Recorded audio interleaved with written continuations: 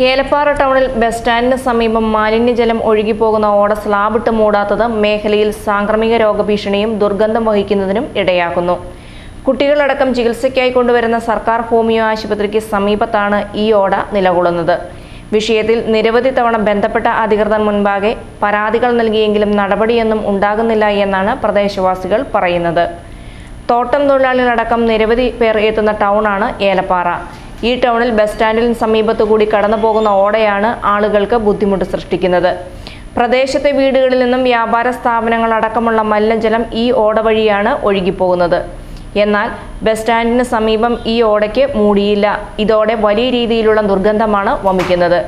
കൂടാതെ കൊതുകടക്കം മുട്ടയിട്ട് പെരുകി സാംക്രമിക രോഗഭീഷണിയിലുമാണ് ഇവിടം. കൂടാതെ കുട്ടികളടക്കം നിരവധി പേർ ചികിത്സ തേടിയെത്തുന്ന സർക്കാർ ഹോമിയോ ആശുപത്രിക്ക് സമീപത്താണ് ഈ ഓട നിലകൊള്ളുന്നത്.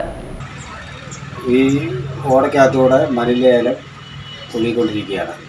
കക്കൂസ് മാലിന്യങ്ങൾ അത് നേരത്തെ ഇതിനു മുമ്പ് താലൂക്ക് സഭയിലും പഞ്ചായത്തിലും പരാതി കൊടുത്തിട്ടുള്ളതാണ്.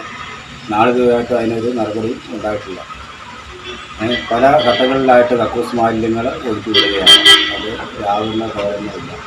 ഞങ്ങളിവിടെ കുഞ്ഞു കുട്ടികളുമായിട്ട് നിൽക്കുന്നതാണ്.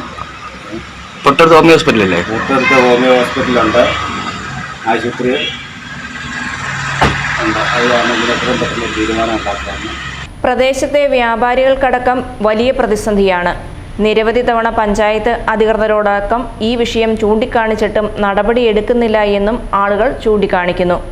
വൈകുന്നേരങ്ങളിൽ എലികളുടെ പ്രധാന താവളമായി ഇവിടെ മാറിയിട്ടുണ്ടെന്നും ആളുകൾ പറയുന്നു.